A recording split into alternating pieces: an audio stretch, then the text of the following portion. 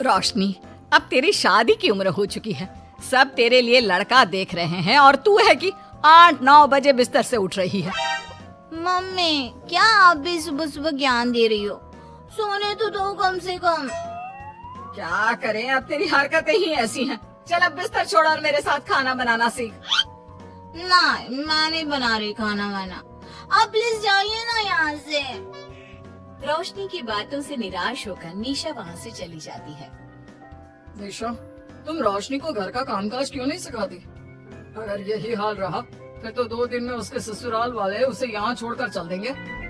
मैं तो बहुत कोशिश करती हूँ उसे घर की जिम्मेदारियाँ सिखाने की, लेकिन वो मेरी सुने तब ना। आप तो जानते ही है ना कि वो कितनी जिद्दी है। हमें निशा के लिए एक ऐसा लड़का ढूंढना होगा जिसका भरा पूरा परिवार हो।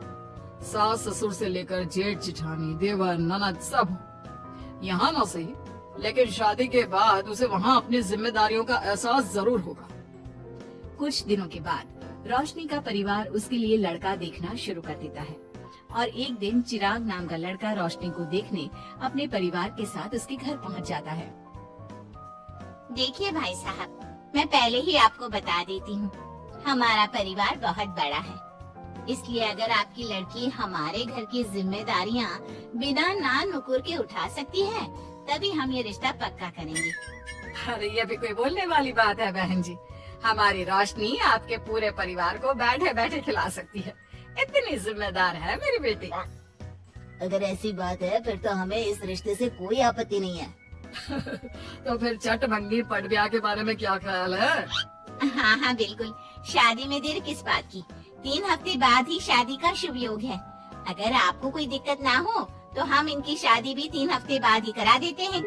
अरे हमें इसमें कोई परेशानी नहीं है। इस तरह दोनों परिवारों में शादी की तैयारियां शुरू हो जाती है और कुछ ही दिनों बाद रोशनी की शादी चिराग से करा दी जाती है। शादी के बाद बहू, इनसे मिलो। ये है तुम्हारी दादी सास, ये बड़ी सास और बड़े ससुर। ये तुम्हारे जेठ, ये जेठानी। ये दोनों तुम्हारे देवर और ये इस परिवार की सबसे छोटी बेटी सिमरन, यानी कि तुम्हारी ननद है। परिवार में इतने सारे लोगों को देखकर रोशनी का सर चकरा जाता है। वो अपना सर पकड़ लेती है और मन ही मन सोचने लगती है, हे भगवान, ये किस जन्म का बदला लिया है आपने मुझसे? मैंने क्या बिगाड़ा था आपका जो आपने मुझे ऐसा परिवार दिया? बेटा, किस सोच में पड़ गई तुम? और कितने लोग हैं आपके परिवार में? बस हम इतने ही लोग हैं बेटा, ज्यादा लंबा परिवार नहीं है हमारा। अब इससे लंबा और कितना बड़ा परिवार होगा आपका? ये ससुराल कम चिड़ियाघर ज्यादा लग रहा है। कुछ कहा क्या तुमने बेटा? नहीं मम्मी जी, वो मैं बहुत थक गई हूँ, तो क्या अब मैं सोने जा सकती हूँ? हाँ हाँ क्यों नहीं बहू। चिराग, बहू को अंदर कमरे में लेकर जा। जी माँ। चिराग रोशनी को अंदर कमरे में लेकर जाता है। चिराग, मुझे यहाँ नहीं रहना, मुझे अलग रहना है। ये तुम क्या बोल रही हो रोशनी? अभी तो आई हो तुम और अभी अलग होने की बात कर रही हो। परिवार वालों को पता चलेगा तो कितने दुखी होंगे वो लोग। मुझे नहीं मतलब किसी से, और इसे तुम परिवार कहते हो? ये परिवार कम कोई गली मोहल्ला ज्यादा लग रहा है। रोशनी, अभी तुम नई हो इस परिवार में, इसलिए शायद तुम्हें ऐसा लग रहा है। कुछ दिन में आदत हो जाएगी तुम्हें। चिराग की बात सुनकर रोशनी अपना सर पकड़ लेती है।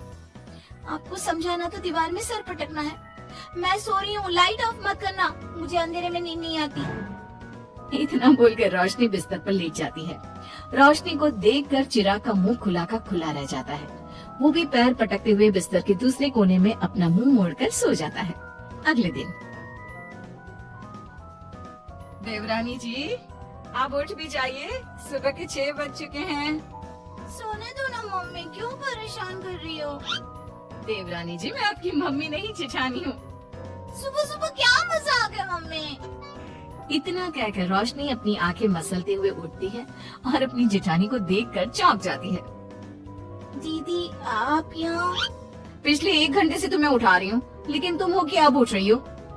लेकिन अभी तो सिर्फ 6 बज रहे हैं, आपने मुझे उठाया क्यों? वो इसलिए क्योंकि आज तुम्हारे इस घर में पहली रसोई है, तो खाना आज तुम्हें ही बनाना होगा ना। क्या?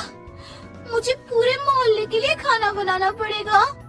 नहीं रोशनी, तुम्हें पूरे मोहल्ले के लिए नहीं, सिर्फ परिवार के लोगों के लिए ही खाना बनाना है। आपका परिवार किसी मोहल्ले से कम है क्या? कुछ कहा क्या तुमने? हाँ नहीं दीदी, आप चलिए, मैं अभी फ्रेश होकर आती हूँ। आरती वहाँ से चली जाती है, जिसकी थोड़ी देर बाद रोशनी भी रसोई में जाकर मजबूरी में सबके लिए खाना बनाने लगती है। पूरे 2 घंटे मेहनत करने के बाद उसका खाना बनकर तैयार होता है। वाह बहू, खाना तो बड़ा स्वाद बना है। सच में बहू, तुमने भले ही बहुत देर लगाई खाना बनाने में, लेकिन खाना बहुत स्वादिष्ट बना है। आपके हाथों में तो जादू है देवरानी जी। मैं तो कहती हूँ अब से रोज आप ही खाना बनाया कीजिए, क्यों मम्मी जी? हाँ हाँ बेटा, बिल्कुल ठीक कहा तुमने। रोशनी, आज से रोज तुम ही खाना बनाना। ये सुनकर रोशनी चौंक जाती है। खाना खाने के बाद सभी लोग रोशनी को शगुन का नेक देते हैं और फिर अपने अपने रूम में चले जाते हैं। यार रोशनी, इतना टेस्टी खाना बनाना जरूरी था क्या? अब फंस गई ना तू।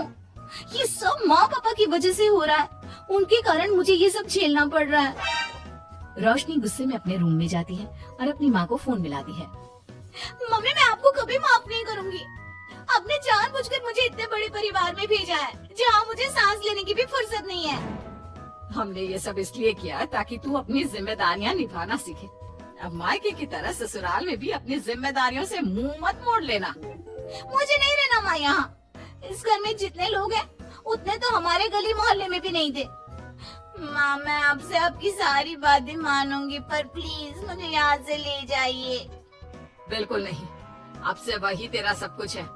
वहाँ से भागने के बजाय अपनी जिम्मेदारियाँ पूरी करना सीख। इससे हमें भी थोड़ी खुशी मिल जाएगी। माँ की बातों से निराश होकर रोशनी फोन काट देती है, जिसके बाद उसकी नजर नेक में मिले पैसों पर पड़ती है और वो फटाफट से बिस्तर पर बैठकर पैसे गिनना शुरू कर देती है। अरे वाह, ये तो पूरे 25,000 रुपए। किसी ने भी 5100 से कम का नेक नहीं दिया। चलो अच्छा है, कुछ तो फायदा हुआ इतने बड़े परिवार में शादी करने का। अब इन सब पैसों से मैं अकेली शॉपिंग करूंगी, बहुत मजा आएगा। शॉपिंग के बारे में सोच सोच कर ही रोशनी अपने बिस्तर पर कूदने लगती है। उसे बिस्तर पर कूदता देख सभी लोग चौंक जाते हैं। भाभी, आप ऐसी क्यों उछल रही हो? छोटी बच्ची हो क्या? अपनी ननद की बात सुनकर रोशनी का मुंह खुला का खुला रह जाता है। थोड़ी देर बाद रोशनी घर में बिना बताए शॉपिंग के लिए निकल जाती है और शगुन में मिले पूरे पैसों को शॉपिंग में उड़ा देती है। शाम में, देवरानी जी कहाँ गई थी आप? जानते हैं सब आपके लिए कितना परेशान हो गए थे। कम से कम आपको बताकर तो जाना चाहिए था ना। सॉरी दीदी, मैं आप लोगों को बताना भूल गई। वैसे इतने सारे बैग किस चीज के हैं? तुम शॉपिंग करने गई थी क्या? हाँ दीदी, वो आज नेक में इतने सारे पैसे मिले थे ना, तो मैंने सोचा क्यों ना मैं उन पैसों की शॉपिंग ही कर लूं। अरे वाह, ये तो बहुत अच्छा सोचा तुमने। मम्मी, पापा, सिमरन, देवर जी, सब बाहर आइए। देखिए रोशनी हम सब के लिए क्या लाई है। रोशनी कुछ समझती उससे पहले ही वहाँ सब लोग आ जाते हैं। क्या हुआ आरती बहू, क्यों चिल्ला रही हो? अरे देखिए ना माँ, रोशनी हमारे लिए शॉपिंग करके आई है। वो देखिए, रोशनी हम सब के लिए कितने कपड़े लेकर आई है। आरती की बात सुनकर रोशनी के पैरों तले जमीन खिसक जाती है। उसके मुंह से एक शब्द तक नहीं निकलता। सच में भाभी, आप कितनी अच्छी हो। बेटा, हम सबके लिए तुझे खरीदारी करने की क्या जरूरत थी? अभी तेरी नई नई शादी हुई है, तुझे अपने लिए लेना चाहिए था ना। एक काम कर, ये सारे कपड़े तू ही रख ले, किसी को कुछ देने की जरूरत नहीं है। चलो, कोई तो समझदार है इस घर में। वाह भाभी, कितनी सुंदर ड्रेस है। ये शॉर्ट ड्रेस मुझे पता है आप मेरे लिए ही लाए होंगे, है ना? इसे मैं रख लेती हूँ। माँ, रोशनी इतने प्यार से सबके लिए कपड़े लेकर आई है, हमें मना नहीं करना चाहिए। तू सही बोल रही है बेटा, उसका मन रखने के लिए मैं ले लेती हूँ 1-2 साड़ियाँ। रोशनी झूठी मुस्कान लिए खड़े होकर सब देखती रहती है। देखते ही देखते उसके लाए सारे कपड़े घर वाले आपस में बांट लेते हैं और अब सिर्फ एक रुमाल को छोड़कर उसके पास कुछ नहीं बचता। अब ये रुमाल भी क्यों छोड़ा, इसे भी ले ही लेते। इतने में ही सिमरन रोशनी को आवाज देती है। भाभी वो गलती से रुमाल रह गया है, क्या वो मुझे मिल सकता है? रोशनी वो रुमाल भी सिमरन को दे देती है। इतनी मेहनत से मैंने ये सब कुछ लिया था, लेकिन इन लोगों से मेरी खुशी बर्दाश्त नहीं हुई, कुछ भी नहीं छोड़ा। थोड़ी देर बाद रोशनी का पति भी वहाँ आ जाता है। मैंने सुना है आज तुमने सभी के लिए खरीदारी की है, तुम मेरे लिए कुछ लेकर नहीं आई? बस फिर क्या था, इतना सुनते ही रोशनी का पारा हाई हो जाता है और वो चिराग को घूरने लगती है जिससे चिराग डर के मारे वहाँ से खिसक जाता है। हाय रे, फूटी किस्मत मेरी, जो ये जॉइंट फैमिली मेरे मत्थे चढ़ी।